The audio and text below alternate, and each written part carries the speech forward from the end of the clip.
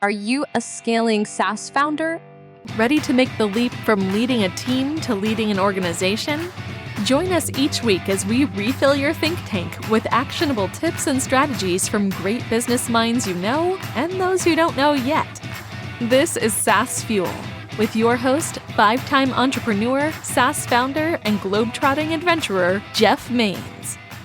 Welcome back to the SaaS Fuel podcast, where future-proof strategy is like an 80s mixtape. Classic hits that never go out of style, yet always ready to be remixed for a new generation. I'm your host, Jeff Maines. I help B2B SaaS founders like you scale from 7 figures, which is good, to 8 and 9 figures, which is outstanding. Together, we supercharge revenue growth, create premium valuation, and craft the business you're proud of and a life of impact and freedom that you love. What does it mean to build a future-proof business? Future-proof business is one that tops the charts in the good times and struts through storms like it's got an umbrella made of Kevlar in the tough times. Never misses a beat. I'm sure you know the company Intuit, right? Oh, of course. I mean, everybody does. I drive past their office and Plano all the time, and big headquarters there, and based in California, of course, big presence in Texas. But odds are that you use them. They've been around a long time. Years ago, they gave us Quicken and then followed up with QuickBooks, the bread and butter of accounting software, literally for decades now. But you may not know lots of others that they competed with. Some softwares were better. Some had bigger market share. Some had bigger budgets, but they aren't around anymore. Companies like Solomon, Great Plains, Peachtree, old software called Maz, which has been reformatted a bunch of times, a whole host of them that are either defunct, gobbled up, or sunsetted, or some combination of all of those. But Intuit has stayed relevant. So instead of just like kicking back and just chilling, they switched gears. They moved to the cloud. They diversified. And now they are still a go-to product. Are they the best? Well, no. Do they have the most features? Nope. Do they have the most integrations? Well, not really. They're pretty closed up by comparison to some of the others. Do they have a lot of shortcomings in accounting? Well, definitely. I mean, you can do anything in QuickBooks, but the problem is you can do anything in QuickBooks, good or bad. You can mess things up in a big way, but because there are no rules, then you can fix them too. So I don't know. Are they the most well-funded? Now maybe, and not always. But the crazy thing is they are number one in their space, a tech company from the 1980s. I mean, wrap your head around that. What does it take to compete in tech for 40 freaking years? That is a future-proof company. And it's like they've got a secret playlist that just keeps the party going over and over. And, you know, if it's an 80s playlist, it's going to be awesome, right? So what is their formula, and how can we learn from that and make it ours as well? First up, think fundamentals. Imagine your business is a vintage turntable. I mean, records have made a big comeback, and there's a trend that I never expected, right? On a record player, the needle's got to be just right, or else it's just noise.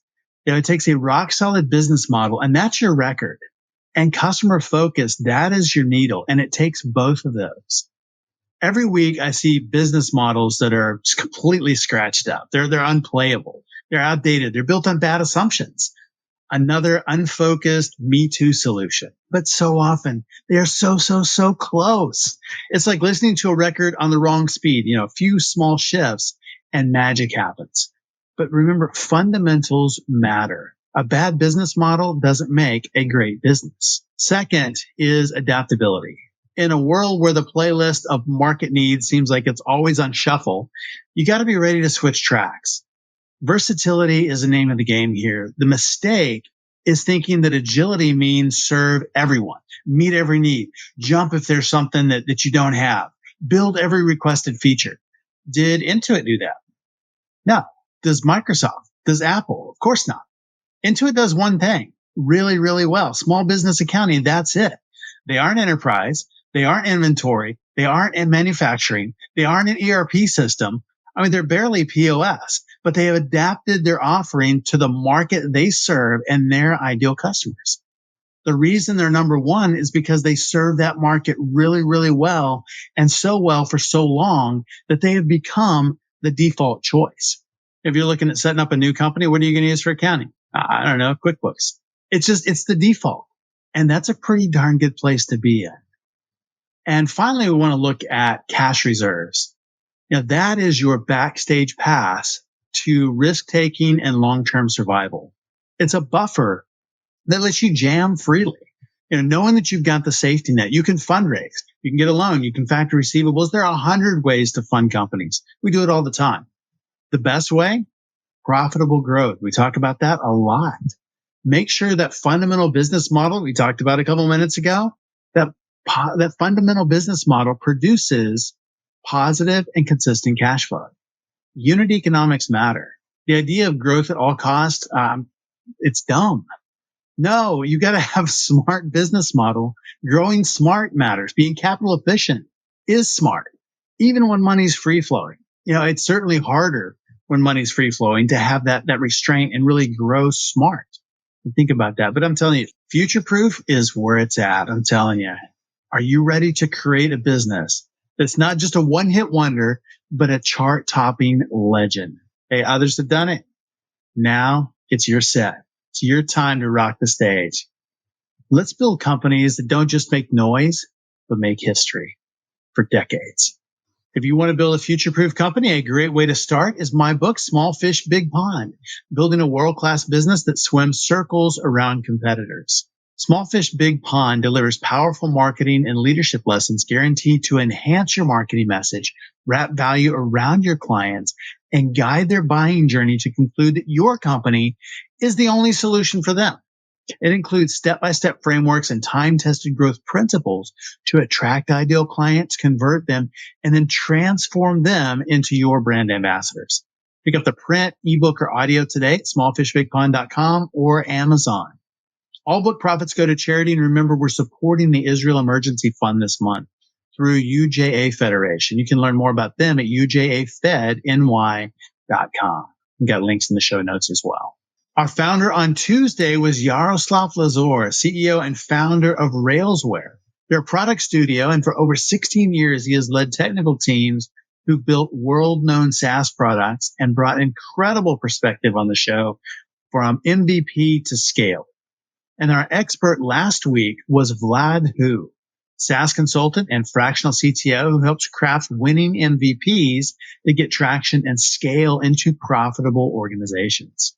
So if you missed either one of those episodes, go back and give them a listen. My guest today is Alex Colao, Chief Revenue Officer at MFour. They are a leading consumer intelligence platform, deliver expert-level market research, super high-end intel that's usually crazy expensive and limited to huge enterprises. And they make it accessible to every company, big and small. It's pretty awesome. They don't just survey, but they actually track buying behavior and do it ethically so that we understand our target audiences, can optimize our campaigns and strategies that drive business growth. Welcome someone who bridges that say-do gap, Alex Colao. Hey, Alex, welcome to SaaS Fuel. Jeff, thanks for having me. Hope you're having a good day. Outstanding. Well, tell me about MFour and your journey. Now, you've been there for a little while now. And what has that been like? Yeah, I've been over 8 years now at the company. We've been around for about 12 years. Journey's been great. We've got a founder and co-founder who have been partners for over 20 years, other successful business ventures. So really good to have their history and their partnership together. They're still the CEO and COO of our business right now. We've grown a lot. The company has gone from when I got here, 20 employees to over 140 full-time employees now. Revenue's grown over 10 times from when I joined the firm. Definitely been a good and an exciting ride. Also, tons of change in consumer data. Thinking about privacy, how consumers protect privacy, how consumers should be treated to trade that data has changed a lot since I've been here. And we've intentionally been on the right side of that. It's been a good ride. That's awesome. Well, tell me then, for the listeners, what does MFour do? I mean, how are you working with consumer data and how does it work? Yeah, that's exactly right. We help companies learn about consumers. We have an app called Surveys on the Go. We compensate consumers across the U.S. to give us their survey and their behavior data. We have a couple 100,000 consumers every single day who are using this app. And we then take that data and offer companies in spaces like consumer packaged goods or retail or restaurant or entertainment or technology and telecommunications the ability to learn more about consumers' thoughts around product or brand or advertising so they can use it to make better decisions. The big companies we service are making 100,000, if not million or more dollar business decisions every single day. And over 100 years ago, some smart people sat in a room and thought, we shouldn't make this decision on our own. Let's see what a bunch of consumers think. And MFour is just the next evolution of that. That's fantastic. I love the business model. It's very different than some of we'll say that the big platforms that are collecting mountains and mountains of data on us, maybe sort of with our permission, maybe a little less than our permission. But what you've done is you've actually taken that and people are volunteering to share their data, but they're being compensated for that. You've kind of democratized data. So I decide, what I share and with who, and I'm paid for that instead of it going to the big guys. Is that a pretty good summary? We trademarked the term fair trade data to communicate exactly what you're talking about. The platforms, Apple and Android, have helped expose some of the bad practices that other businesses were putting forth in trying to collect consumer data. And the saying that got popular is, if you're not paying for a product, then you are the product. Yes, it's true. People didn't know that. They didn't realize when I'm using this social site or logging in here or clicking yes to this long privacy policy with terms and conditions, that they may have been turning over that data. Instead with MFour, with our app, Surveys on the Go, you sign up for it, you're going to get really clear disclosures about what we want to collect for you. You're going to get compensated in exchange for doing so. We're going to tell you what we're going to do with that data. We anonymize all the data. We ensure that consumers cannot be targeted directly with advertising or any other follow-up. It makes it a good experience for them. And we also make sure that we compensate consumers appropriately. Consumer data collection is facing challenges because many companies in this business are not prioritizing the consumer.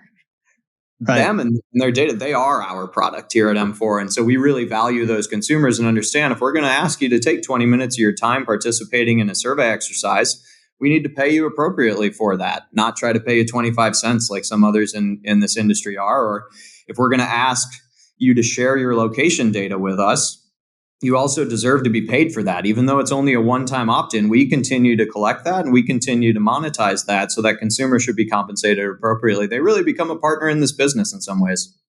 Yeah, it's very, very different. And it's one of the things I love about the model.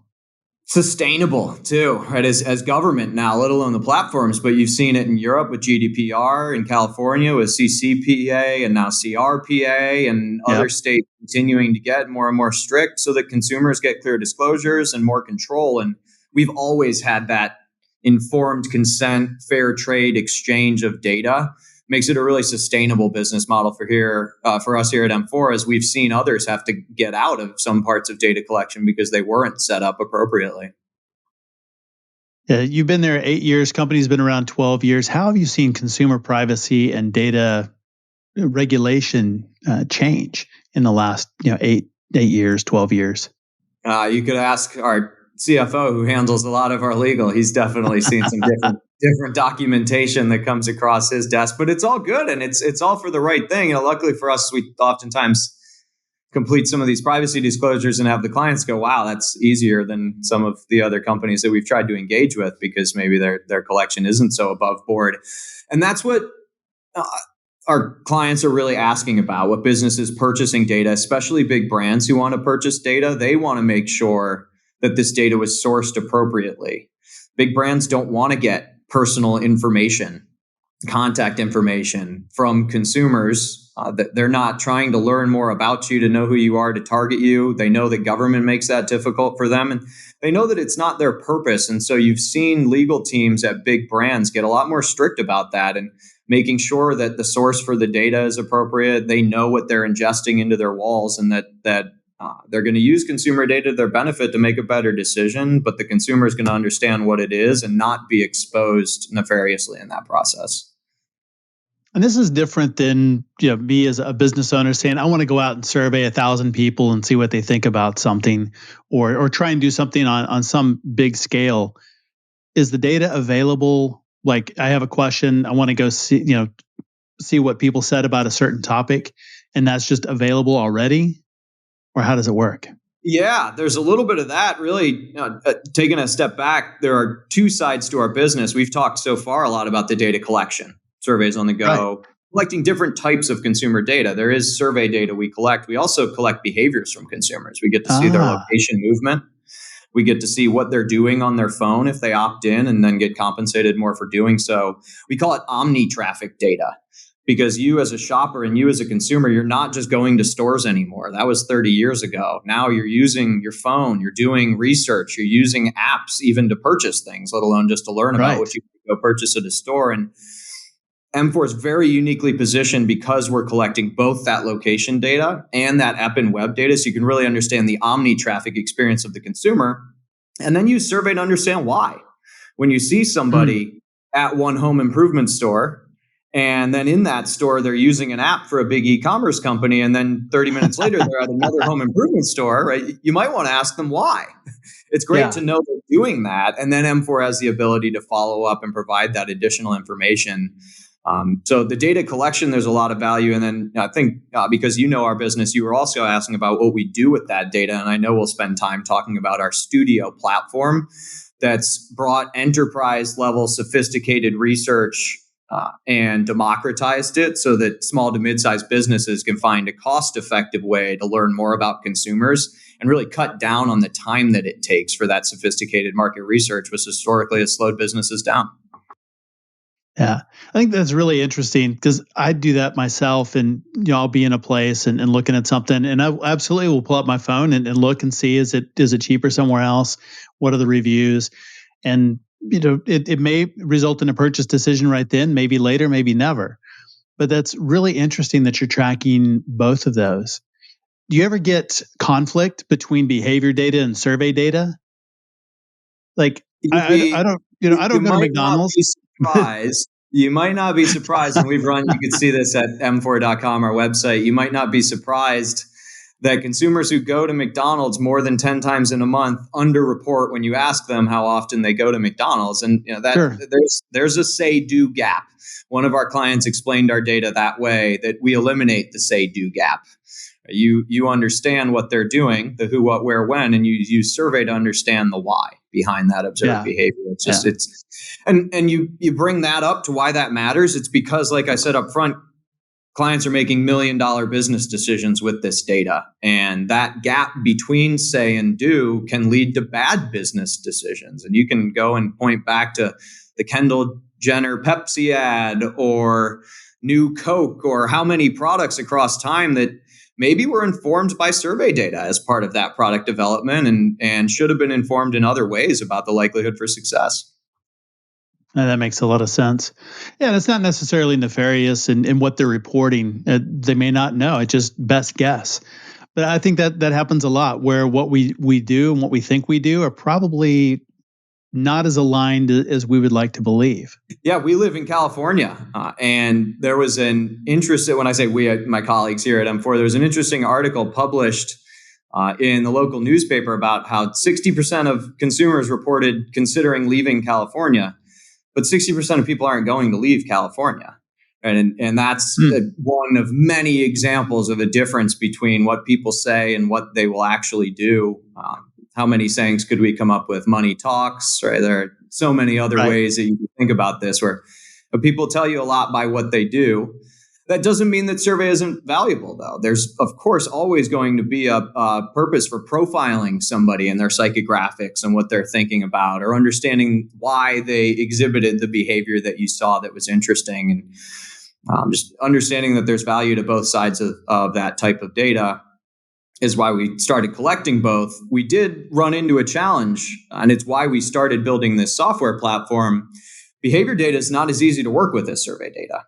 And so I'm sure we're going to talk about that. I know you have some questions about our journey into SaaS, given the name of your podcast, and the journey to SaaS started internally with that realization that, hey, we're collecting this awesome data now. How do we get that out to clients in a way that makes it easy for them to digest? And so how did you make that transition? So you're collecting the data, you've got the idea, the platform, and then you want to take that next step and turn it into a SaaS. Was that really the genesis of Explore Studio? Yes. MFour Studio is a platform that democratizes access to data for any type of a business, especially for a small to mid-sized business that doesn't have the resources of a large enterprise. Our biggest brand clients have data scientists, analysts, many internally on their team who can take really large data sets. Our behavior data sets, it's about 2.5 billion rows of data that we collect every year on consumer behaviors. Right? Yeah, you need special computers and special computer programs normally to understand that. Yeah. Well, but Jeff, you and I want to use that data for our businesses. Of course. I don't know your background well enough, but I can tell you I don't know how to make good sense of 2.5 billion rows of data. No. I do in MFour Studio. And that's why we built the platform, was to make it so that any person, any business professional can log into a platform in the cloud that costs as little as $150 and as much as $500 a month, and then be able to very quickly and easily, if you can use Microsoft Excel, be able to analyze that 2.5 billion rows of behavior data to make it valuable for you. Wow. Including, you asked earlier about this, a lot of out-of-the-box charts and graphs on data that we have collected, plus the ability for clients to create their own custom data with different tools in the platform. How are you using AI in the platform? Yeah, that's definitely a part of the value proposition to help faster and cheaper.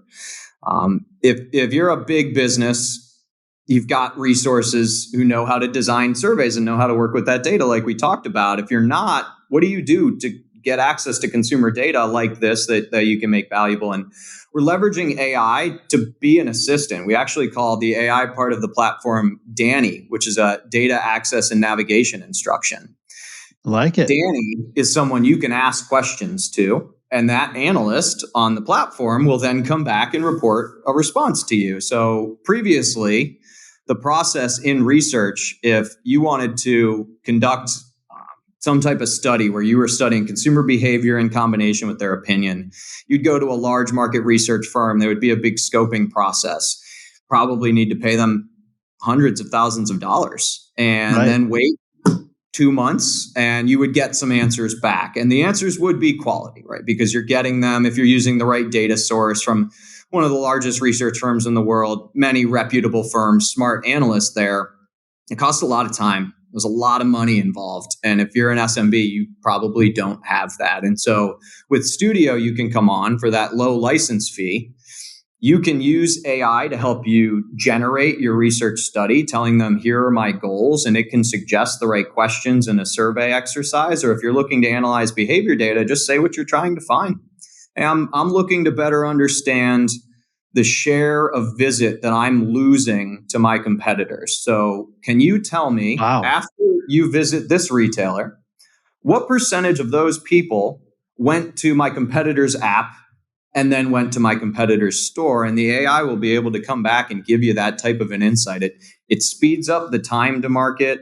It greatly decreases the cost, and it democratizes data access for every type of business professional, not even just research professionals at SMBs. Anybody who knows how to use good judgment and ask the right questions of consumers. Wow. In rolling out the platform, what were some things that were surprises as you rolled it out to the market and started boarding new clients? Surprises as we rolled it out to new clients. That's a good question.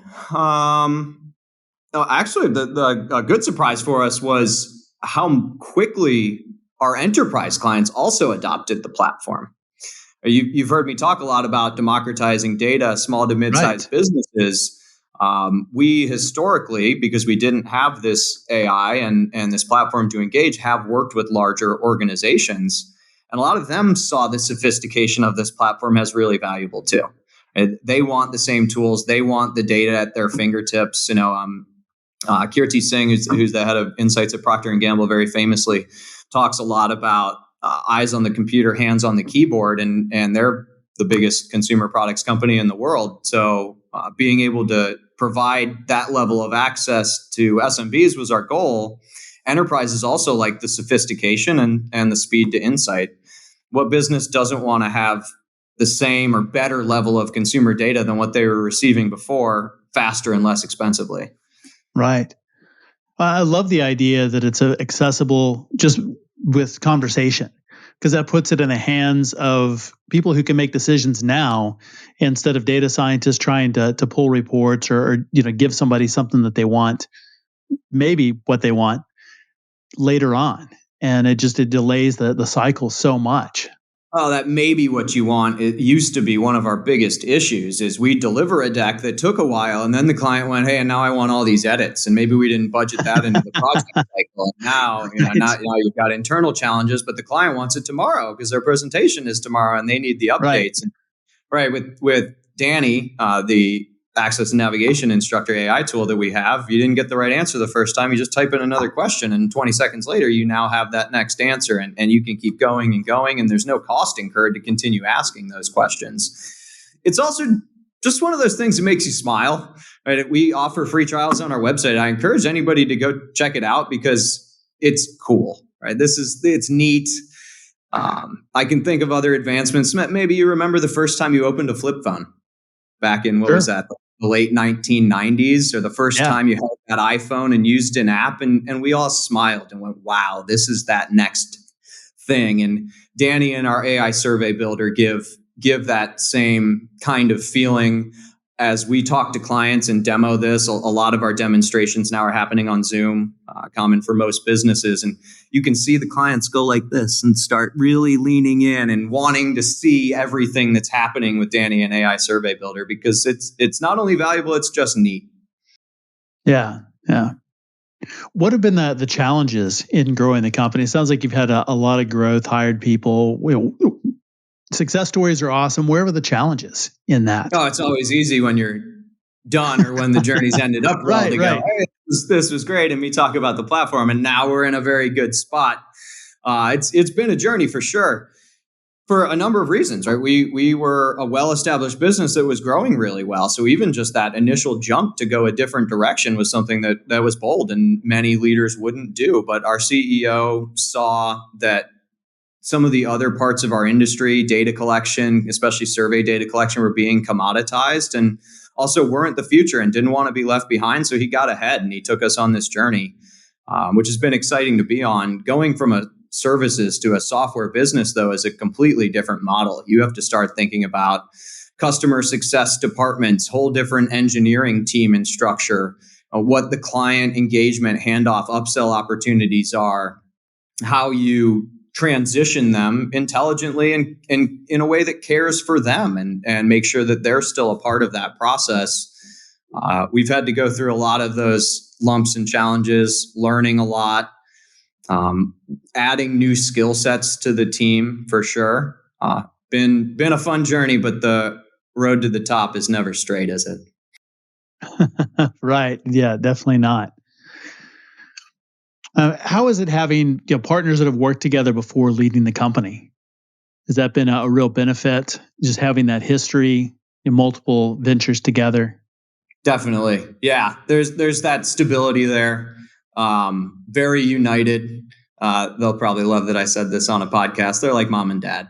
Right? They take care of us. They both know when to ratchet it up and when to get serious. And they also know that even sometimes when things are hard, they're going to let you have some fun. I'd love to hear some of their closed door conversations because they are like mom and dad. They do a nice job shielding us from what they're thinking, but have really been solid together as partners, appreciative to them.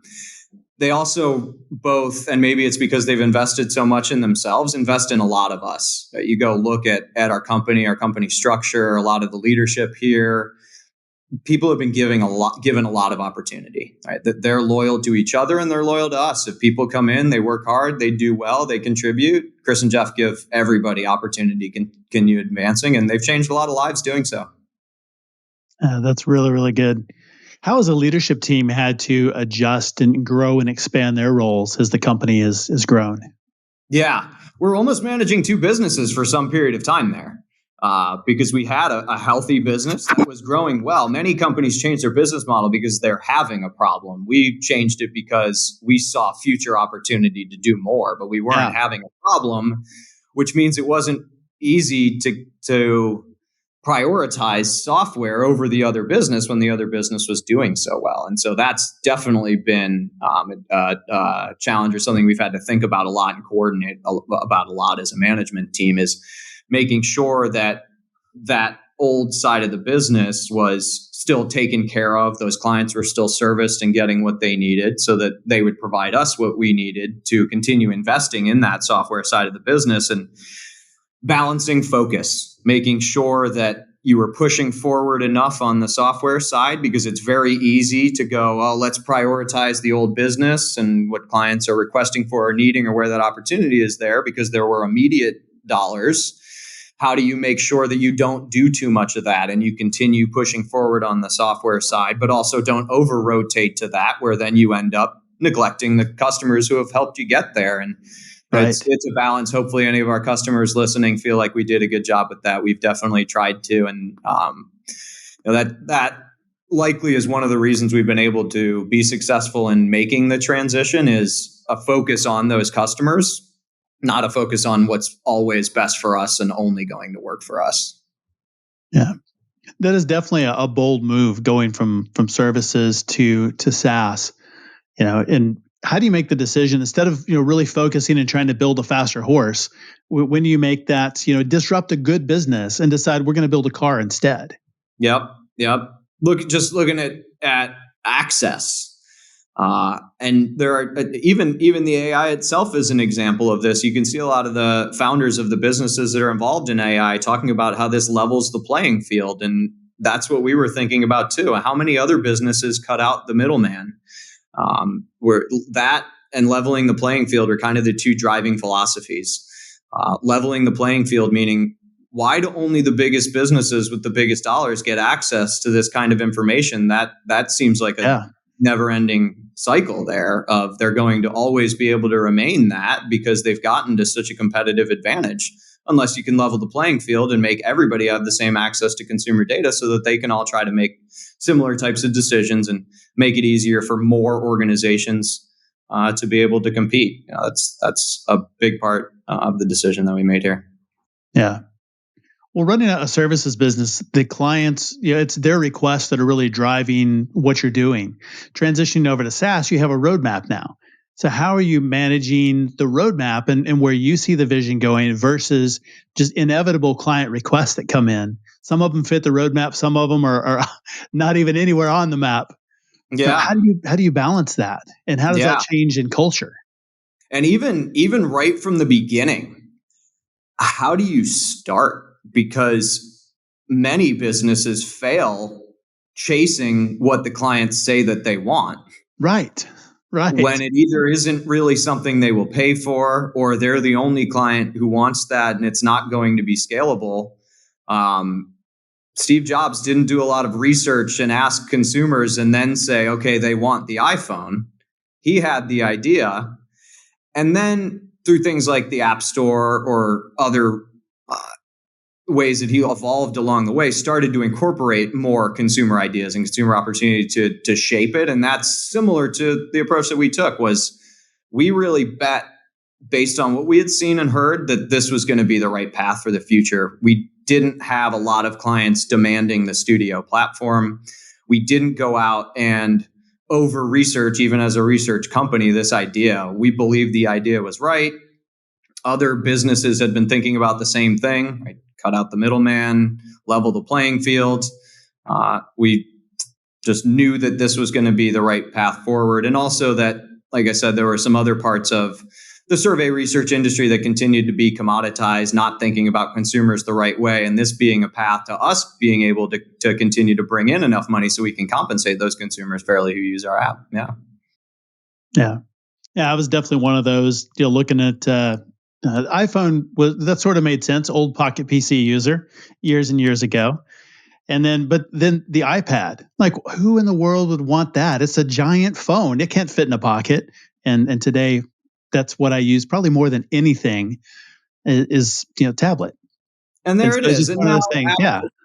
And now Apple has started using more consumer research than they did in the beginning, and many companies do that, and that's definitely a part of our approach now. Is now that we have hundreds of clients who are using this studio platform, now incorporating their feedback, both what they say and what they do, similar to how we suggest that our clients do research, meaning being able to see sessions, watch usage of the platform. What are they leaning into? Where do they seem like they're getting stuck? And then also being able to talk to clients, both users and prospective clients, and taking that feedback and using that to continue informing roadmap. So we are getting the right things out to that masses. You got to find that right balance of trusting your gut and knowing what's right, but then using consumer feedback to shape as opposed to make the whole decision. Yeah. Yeah, that's really, really interesting. Just thinking about that journey and finding that balance. And I think one of the things that you guys do really well that is missing in so many other surveys is the why. So I mean, you can collect the data and check the boxes and like or dislike, and that's kind of one level of data. And what I really like is you've taken that significantly deeper into the why, which I think is maybe even more important than the preference. The why, and even added some new applications of old methodologies, like testing advertising or other types of content is a very common type of market research. Company wants to put out a new product, has a new brand that's launching, and they're going to use either digital, linear, so TV, some other type of an advertisement. And companies spend lots of time and money testing that to make sure they optimize the content so that when it gets in front of you and me, it's likely to convert and get us either thinking more about their brand or considering to purchase or actually converting and purchasing more from their brand. Advertising testing usually is done with a survey going, hey, here's an ad. Do you like it? What do you think about it? Do you know this brand more now? Would you buy this product? And there is value to that for sure. You can understand do people like A or B more and why, and what are they going to do with that? Where should you put that ad?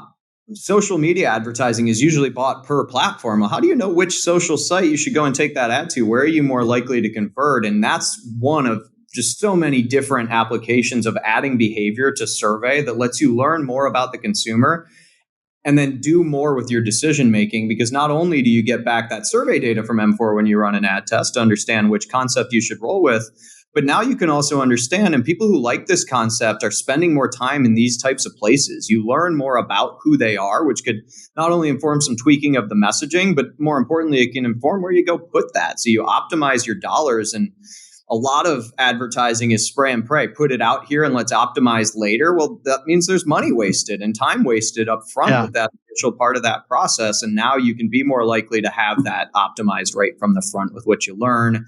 So many other different applications. When you're testing advertising effectiveness, you can be looking at behavior to prove attribution as opposed to just what somebody said about the ad. Did it actually prompt them to take action? Well, we can survey somebody exposed to an ad, hear what they say, and then watch what they do and see, does it actually have an impact and change in behavior? Going back to that say-do gap right now you really prove if that ad was effective versus somebody saying that advertisement was effective. You can be using that survey plus behavior data for things like product placement or channel partnership prioritization.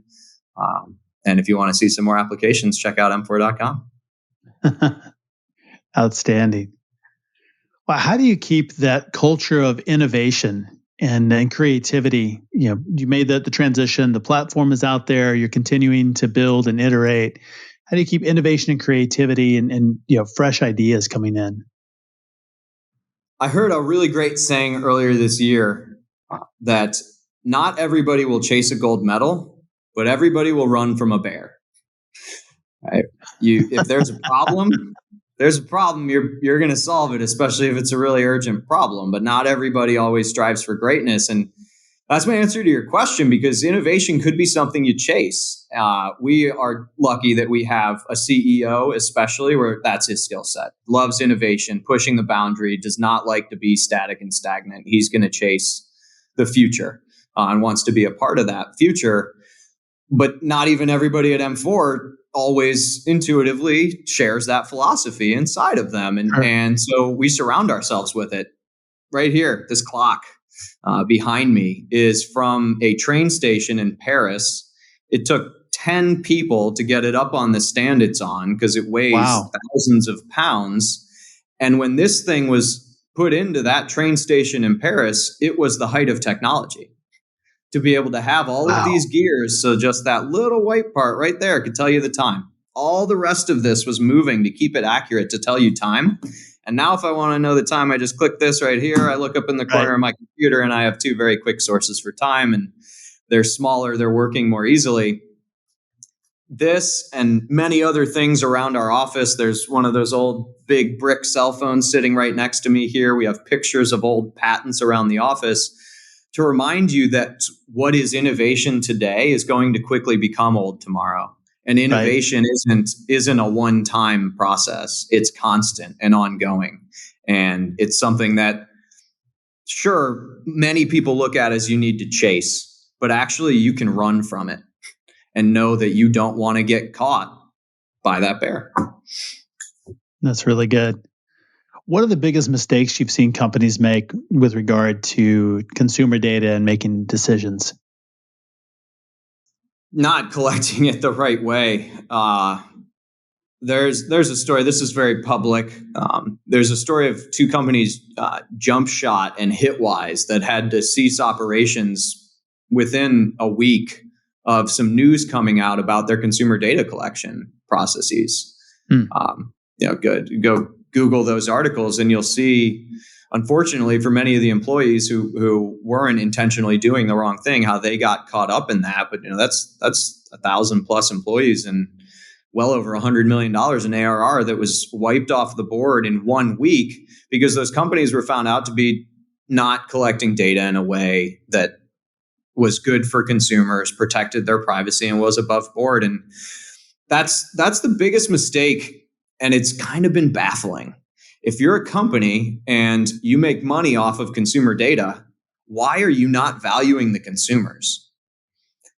I know the answer. It's because it's expensive. And that's the challenge that I face in sales here as our CRO at MFour is many times with our AI, we've been able to swap this story. And that's why we're so excited about it. But before that, many times the quality that we brought in our data cost more money. But that's because we were collecting it the right way and treating the consumer the right way. And we were going to be around for you for the next decade to continue collecting that data that way instead of a risk that your business might shutter overnight. And so that's the biggest mistake that I've seen is companies worrying about their profit, their margin, their client saying, hey, I'll give you more if you drop my price. And them going, well, the only way I can do that is pay the consumer less or not pay the consumer at all.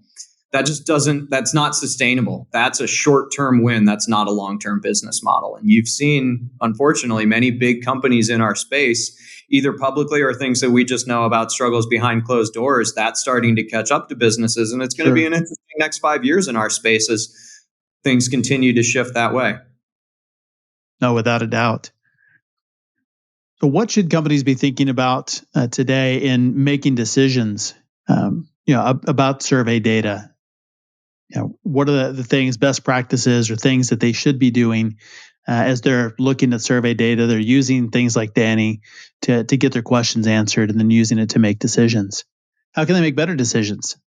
Yeah, don't just use single data, right? Just like shopping and consumers have evolved. You and I talked about this earlier. The way that we research, browse, shop has changed. Yeah. Shouldn't your way of understanding that and making decisions about that change? There are new and different and better ways to understand that new and different and changing consumer all the time, right? So push yourself and challenge yourself to not just do status quo and do it that old way. The other thing that clients always need to think about, and we've again with this studio platform been able to level this playing field, but a lot of times we see clients make decisions either to not conduct research or to conduct less quality research, lower quality research, because they don't want to invest in the research and they're not thinking about the decision that's then going to be made off of that. If you're looking to make $1 million decision, shouldn't you be okay if you need to spend an extra $1,000 on research to get it done? Right. Here, though, MFour Studio has allowed us to not have to ask that question anymore. And now to be able to say to clients, you can get that enterprise level research, you can have the better decision be made, and you can do it faster by using AI tools at a fraction of the cost because we've enabled this through a software platform instead of a managed services model. Well, what's the future of MFour? Are you going to expand into business data? Is there B2B type of a solution on the horizon, or what's next for you?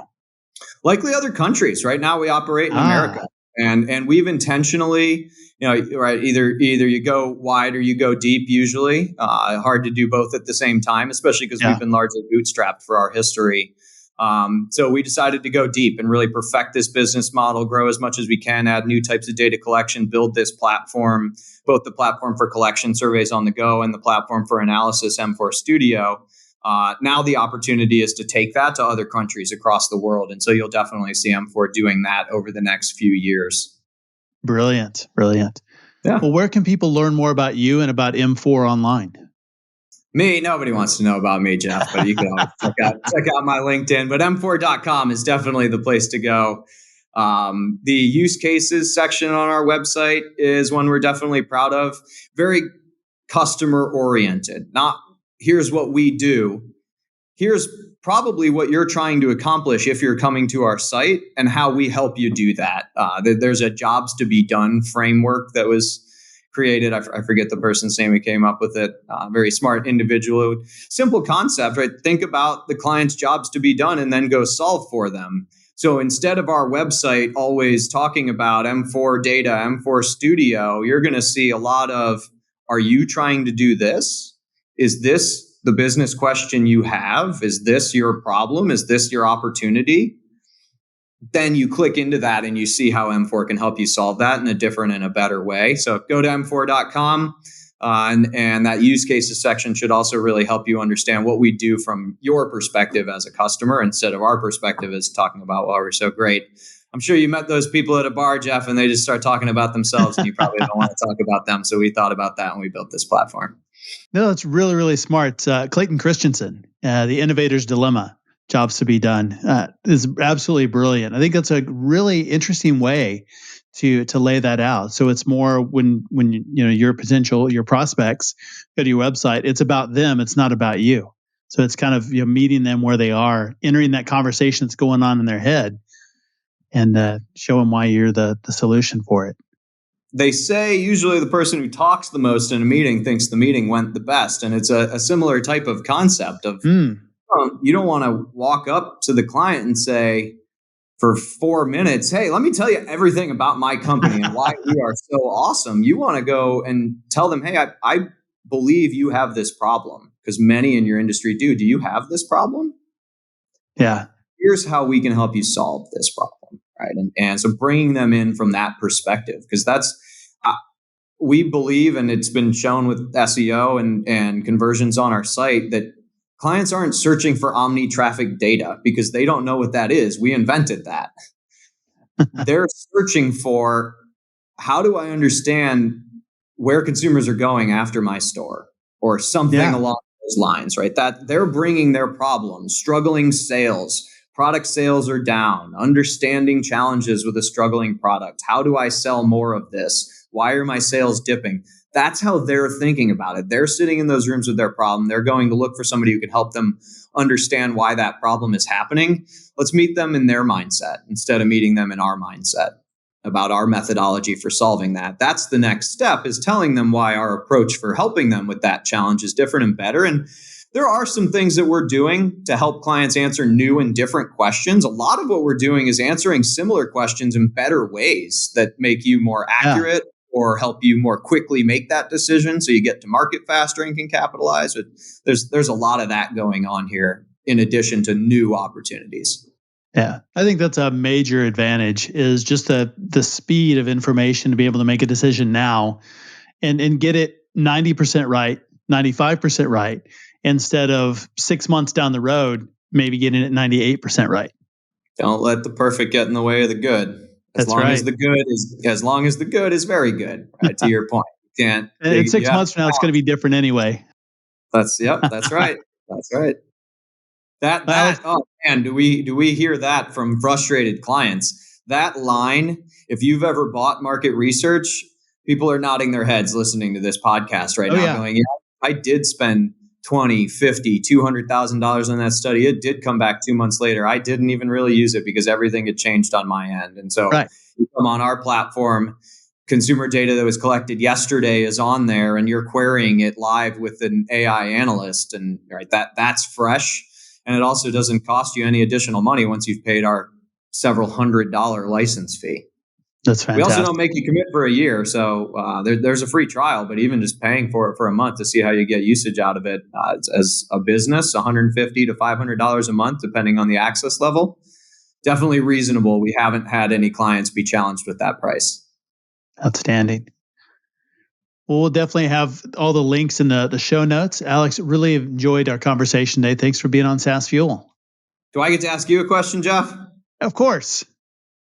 You've got sea creatures.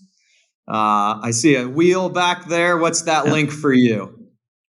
Well, the best place, SaaSfuel.com. And that links out to other places, or championleadership.com. So you can find out all about me, about the podcast, everything else. Either one of those would be great. Love that. Love the background and the conversation. Thanks again, Jeff. Thank you. Thanks again, Alex, for coming on the show and sharing your wisdom and insights. In a world where consumers are often treated like products, MFour is doing it differently. They're doing it ethically, and have built a pretty darn awesome company. 40 million in ARR so far, and still growing. You can learn more about Alex and MFour at MFour.com. It's M, the word FOUR.com. And of course, we'll have links, highlights, resources, full show notes. Everything is available for you at SaaSfuel.com. And check us out on YouTube as well. Full video episodes. If you're seeing this right now, you're seeing it on YouTube. Subscribe or follow us there. Everyone who subscribes this week gets air guitar strings. Yep, you heard that right. Finally, the essential accessory for your air guitar that has been missing. Play like nobody's watching because they can't see the strings anyway. Join us next Tuesday, where our founder is a legend in the space, Rand Fishkin, the Wizard of Moz, founder and CEO of SparkToro.